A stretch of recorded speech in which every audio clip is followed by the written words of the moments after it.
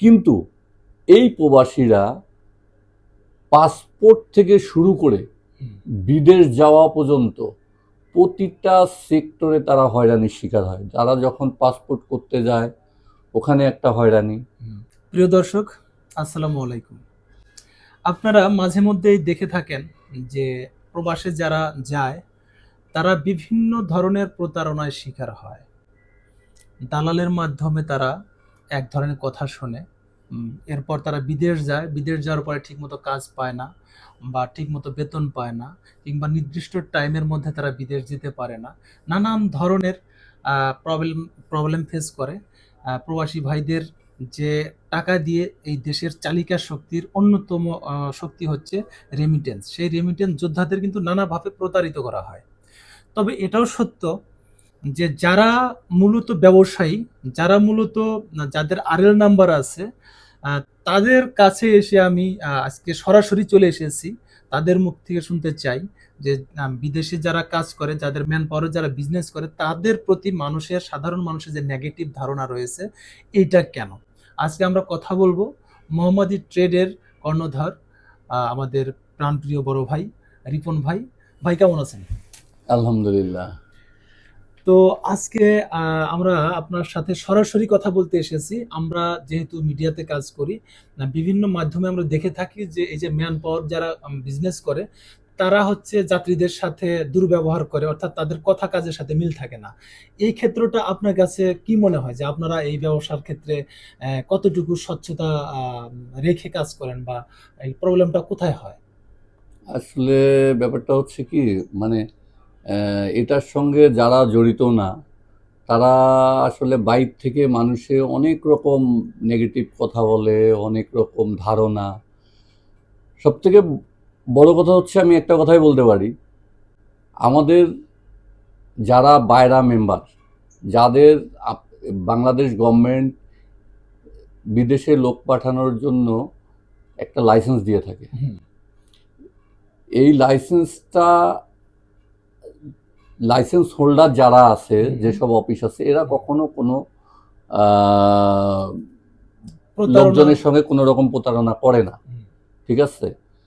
আর দ্বিতীয় কথা হচ্ছে, আমরা যথেষ্ট চেষ্টা করি তাদের কাজ, তাদের বেতন, তাদের সব কিছু যেন ভালো থাকে, তারা যেন ভালো থাকে, এটা আমরা মনে প্রাণে চাই।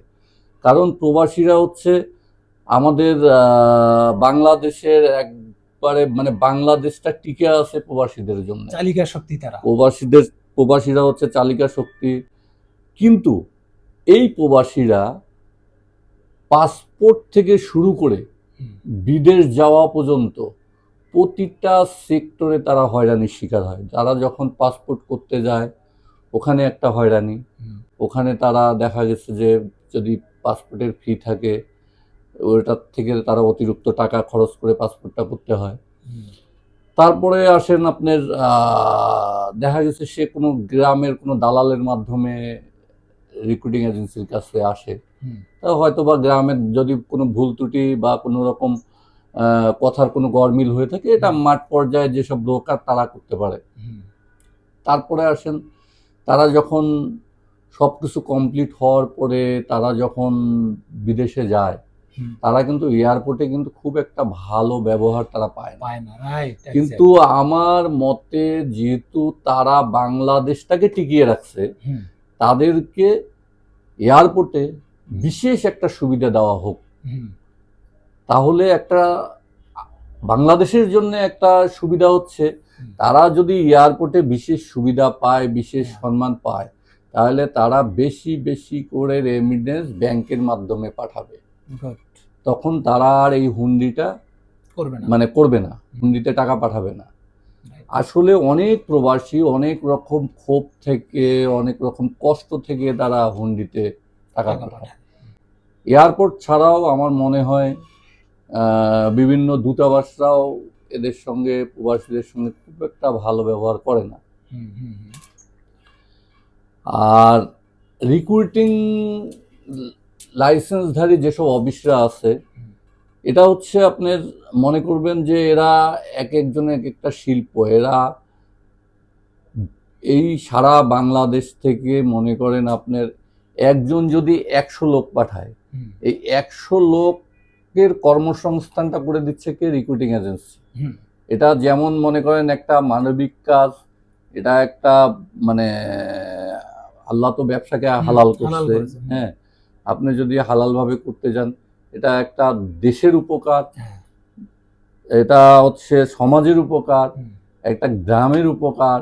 হুম, আপনি আপনি দেখেন বাংলাদেশের যেসব অঞ্চলের লোকেরা মানে মানে বেশি বেশি বিদেশে গেছে, বিদেশে যেসব গেছে, অঞ্চলের লোকেরা, তার মধ্যে আপনি দেখেন নোয়াখালী, হুম, কক্সবাজার, হুম, কুমিল্লা, হুম, এবং আপনি দেখবেন মুন্সিগঞ্জ, এইসব এইসব এলাকায় আপনি যাবেন, দেখবেন যে খুব সুন্দর সুন্দর সুন্দর সুন্দর বাড়ি এইসব এলাকায়, হুম, হুম, সব পাকা বিল্ডিং, সুন্দর বিল্ডিং। হুম, হুম, কারা করছে? প্রবাসী। কারা করছে? প্রবাসী। হুম, আবার আপনি দেখেন যেসব এলাকার লোক বিদেশে খুব কম আসছে, হুম, সেই সব এলাকায় যান আপনি, হুম, দেখবেন যে তারা অনেক অবহেলিত, অনেক, যেমন মনে করেন আপনার রংপুর, হুম, বৃহত্তর রংপুর, বৃহত্তর রংপুর, কুড়িগ্রাম, কুড়িগ্রাম, হুম, নীলফামারী, হুম, হুম, হ্যাঁ, লালমনিরহাট, হুম, এইসব এলাকার মানুষ কিন্তু বিদেশে খুব কম আসছে। হুম।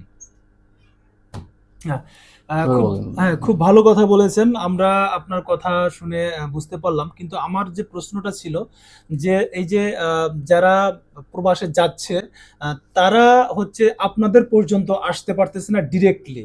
এ কারণে হচ্ছে তাদের টাকা বেশি লাগতেছে এবং তারা ভুল তথ্য পেয়ে আপনাদের বকাবাজি করে, গালিগালাজ পারে, হ্যাঁ? তো সেই জায়গাটা দালালের এই যে দৌরাত্ম্যটা এটা কমানোর কি কোনো ওয়ে আছে কিনা? ধরেন একজন প্রবাসী যাত্রী বিদেশ যাবে, আপনারা তাদেরকে সরাসরি ইন্টারভিউ নেওয়ার কোনো ব্যবস্থা করেন কিনা? তোমাকে কি বলে আনা হয়েছে, কত টাকা আনা হয়েছে? হ্যাঁ, দালালদের যে টাকা পার্সেন্টেজ আপনারা দেন, যেহেতু দালাল লাগবে আপনাদের, দালাল বলতে তারা মার্কেটিং, ধরতে গেলে মার্কেটিং এর কাজ করে, তাদের লাগবে। কিন্তু আর এর মানে এই না যে দালালরাই অধিকাংশ লভ্যাংশ নিয়ে যাবে, আপনারাও কম লভ্যাংশ পেয়ে প্রবাসীদের গালিগালাজ শুনতে হয় আপনাদের। তো সেই জায়গাটা সলিউশন করার জন্য আপনাদের কি কোনো পদক্ষেপ নেওয়ার আছে কিনা? আসলে ব্যাপার হচ্ছে কি, আমাদের যেহেতু ম্যাক্সিমাম মানে পাসপোর্টেই যোগানদাতা হচ্ছে যারা মাঠ পর্যায়ের ব্রোকার আছে তারাই। হ্যাঁ, হ্যাঁ, তারাই সাধারণত দিয়ে থাকে। তা আর তাছাড়া হচ্ছে তারা যেহেতু তাদের এলাকার লোক, হুম, হ্যাঁ, তারা এলাকার লোককেই বিশ্বাস করে। হুম, এই জন্য দেখা গেছে সরাসরি আমাদের কাছে কোনো যাত্রী সরাসরি আসে না, কম, আচ্ছা, খুব কম। হ্যাঁ, তা আর এটা আসলে বন্ধ করার মতোও না। তবে আমি শুধু এতটুকু বলতে পারবো যে এলাকার যার মাধ্যমে আসুক না কেন, হুম, সে যে কাজের কথাই বলুক না কেন, বেতন হুম, যেটার কথাই বলুক না কেন, এটা অন্ততপক্ষে সে একবারের জন্য হলেও অফিসে এসে যাচাই করবে এক্সাক্ট, যে আমার আমার যে আছে প্রতিনিধি, সে হুম, আমাকে বলছে যে আমার বেতনটা এত, এত হবে, আমার কাজটা কাজটা এই, এত হবে, হুম, হ্যাঁ, এটা কি আসলে ঠিক আছে কিনা। ঠিক কিন্তু আছে কিনা, কোনো অফিস, আমার জানা মতে কোনো রিক্রুটিং অফিস মিথ্যা কথা বলবে না। যেটা হুম, সত্য, যেটা কাগজে কলমে আছে, কন্ট্যাক্ট ফর্মে আছে, সেটাই বলবে। আচ্ছা। হ্যাঁ, তাহলে কি আপনাদের যাত্রীরা যখন বিদেশ যায়, তাহলে আপনাদের যে প্রতিনিধি সেট করা হয়, তাহলে প্রতিনিধিদের সাথে আপনারা যদি কন্ট্যাক্টে এরকম করেন যে আমার যে যাত্রীটাই যাবে না কেন, তুমি কয় টাকা নেও না নাও সেটা হচ্ছে ওপেন থাকবে। কিন্তু আমি হচ্ছে যাত্রীদের সাথে সরাসরি কথা বলতে চাই। যাত্রীদের তুমি কি বুঝিয়েছো সেটা আমাকে আমার মুখ থেকে বলতে হবে। আমি একজন ব্যবসায়ী হিসাবে, অফিসের মালিক হিসেবে। তাহলে মনে হয় যে এই জায়গাটা একটু দুর্নীতিটা একটু কম হবে। আপনি কি মনে হয়? আমার মনে হয়, আমি তো মানে বললামই আসলে, হ্যাঁ, মানে সবকিছু যাচাই করার জন্য সরাসরি অফিসে এসে কথা বলাটা ভালো। হুম, মাঠ পর্যায়ের একটা লোক যেহেতু সে বিভিন্ন জায়গা থেকে বিভিন্ন ইয়েদেরকে সংগ্রহ করে নিয়ে আসে, তারও তো একটা প্রফিট দরকার। হুম, হ্যাঁ, সে তো আর ফ্রি করবে না। হুম, তা আমার কথা হচ্ছে যে সেও একটা মার্জিন লভ্যাংশ লাগবে, আমরাও মার্জিন লভ্যাংশ রাখি। হুম। হ্যাঁ, কোনো সমস্যা নাই। তাহলে দেখা যাচ্ছে যে আহ, বাড়তি পয়সা দিয়ে আর মানে এদেরকে বিদেশ যাইতে হবে না, আচ্ছা, অল্প পয়সার মধ্যেই যেতে পারবে। গুড। যদি কোনো রিক্রুটিং এজেন্সি যদি প্রতারণা, যেমন ভালো কিছু এজেন্সি আছে, আবার কিছু এজেন্সি আছে যারা প্রতারণা করে। তো কোনো যাত্রী যদি তাদের বিরুদ্ধে অ্যাকশন নিতে চায়, অর্থাৎ তাদের কন্টাক্ট ফর্ম অনুযায়ী সে কাজটা পায়নি, বেতনটা পায়নি, ওই সুবিধাটা পায়নি, তাহলে সে কি ধরনের পদক্ষেপ নিতে পারবে এবং কোথায় নিতে পারবে? যদি এরকম কিছু হয়ে থাকে তাহলে আমাদের প্রবাসী কল্যাণ মন্ত্রণালয় আছে, আমাদের প্রবাসী কল্যাণ মন্ত্রণালয়ে অভিযোগ দিলে ওনারা প্রবাসীদের জন্য এতটাই সিনসিয়ার, ওনারা এইটা 1 সপ্তাহের মধ্যে এটা সমাধান করে দিবে এবং মানে বিগত দিনে ওনারা করে দিয়েও আসছে। কিন্তু প্রমাণ করতে হবে যে আমি অমুক কোম্পানিতে গেছি কিন্তু আমার কোনো কাজ নাই বা আমার চাকরি নাই বা আমাকে ভুল বলে পাঠানো হয়েছে, এটা প্রমাণ দিতে হবে তাকে। প্রিয় দর্শক, আমার মনে হয় এই প্রথম আপনারা কোনো রিক্রুটিং মালয়েশিয়া এজেন্সির মালিকের সাথে সরাসরি আপনারা কথা শুনতে পাচ্ছেন এবং মালিক কি বলতে চায়, মালিক কি আপনাদের বোঝাতে চেয়েছে, এটা আপনারা নিশ্চয়ই বুঝতে পেরেছেন। আর কোন কোন ধরনের সমস্যা হতে পারে, আপনারা কোথায় গিয়ে অভিযোগ জানাবেন সেটাও সে ওপেন করে দিয়েছে। সো বিদেশের ব্যাপারে আপনাদের এত ভয় পাওয়ার কিছু নেই। যে দালালের মাধ্যমে যান না কেন, আপনারা সর্বপ্রথম দালালের মাধ্যমেই সেই RL কোম্পানির অর্থাৎ প্রতিষ্ঠানের মালিকের সাথে অন্তত একবার হলেও সাক্ষাৎ করবেন এবং তার মুখ থেকে কথা শুনবেন।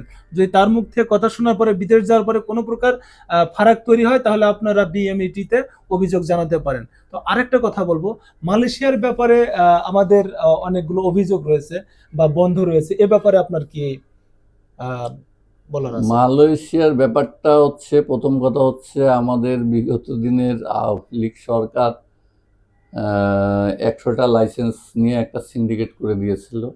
আচ্ছা, সেই সিন্ডিকেট রীতিমতো প্রতিটা প্যাসেঞ্জারের কাছ থেকে 1.5 লক্ষ টাকা চাঁদা বাবদে নিছে। ও মাই গড। এটাকে আমি চাঁদাই বলবো, কারণ এই 1.5 লক্ষ টাকা অতিরিক্ত সিন্ডিকেটকে দেওয়া লাগছে। আচ্ছা, আর দ্বিতীয় কথা হচ্ছে আমাদের আরেকটা সমস্যা আছে, সেটা হচ্ছে আমাদের টিকেটিং এর সমস্যা। মালয়েশিয়ার ওয়ান ওয়ে টিকিট নর্মালি 27 থেকে 28 হাজার টাকা। গত মে মাসে সেই টিকিট 1.5 লাখ টাকা পর্যন্ত বিক্রি হয়েছে। আচ্ছা, এখন এটাও বের করতে হবে যে এই টিকিটের 1.5 লাখ টাকার অতিরিক্ত টাকা কার পকেটে গেছে, কিভাবে গেছে, কারা খাইছে, এবং এই যে মানে সিন্ডিকেটরা যে 1.5 লাখ টাকা করে নিছে অতিরিক্ত চাঁদা, এই টাকাটা কোথায় গেছে, কার পকেটে গেছে, এবং এই 100 সিন্ডিকেট এদের তালিকা অনুযায়ী এদেরকে জিজ্ঞাসাবাদ করলেই সব বের হয়ে যাবে। এবং এটার মূল যে হোতা, হ্যাঁ, এই সিন্ডিকেটটাকে যে মানে এক হাতে যে কন্ট্রোল করছে সেটা বাংলাদেশে করছে হচ্ছে রুল আমিন স্বপন, এবং মালয়েশিয়াতে করছে যিনি, ওনার নাম হচ্ছে, উনি বাংলাদেশি বংশোদ্ভূত, হ্যাঁ, ওনার নাম হচ্ছে দাতশ্রী আমিন।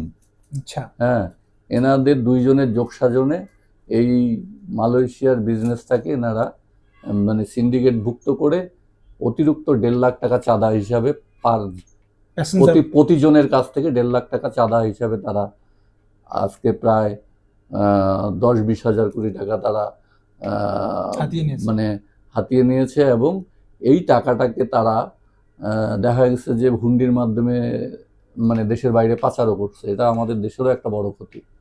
একটা ভয়ঙ্কর তথ্য আপনারা পেলেন, যেটা আমার জানা ছিল না, আপনাদেরও জানা ছিল না, কি লেভেলের প্রতারণা প্রবাসী ভাইদের সাথে করা হয়েছে এবং কি পরিমাণ অর্থ, দেশের অর্থ বিদেশে পাচার করা হয়েছে। এই যে প্রতারণাটা করেছে যারা, তাদের অবশ্যই বিচারের আওতায় আনতে হবে এবং সেই টাকা, দেশের টাকাটাকে ফিরে আনার যে ব্যবস্থা গ্রহণ করতে হবে। এটা আমাদের বর্তমান সময়ে যারা দেশের দায়িত্বে আছেন তাদের কাছে আমার অনুরোধ রইল এবং প্রবাসী ভাইদের কাছে অনুরোধ রইল। আর আপনাকে অসংখ্য ধন্যবাদ, আপনি সঠিক তথ্য দিয়ে দেশের মানুষকে যাও সচেতন করেছেন এবং এভাবেই সৎ উপায়ে সততা রেখে বিদেশে যাত্রী পাঠানো উচিত। এবং আপনাকে অনেক অনেক ধন্যবাদ। ধন্যবাদ।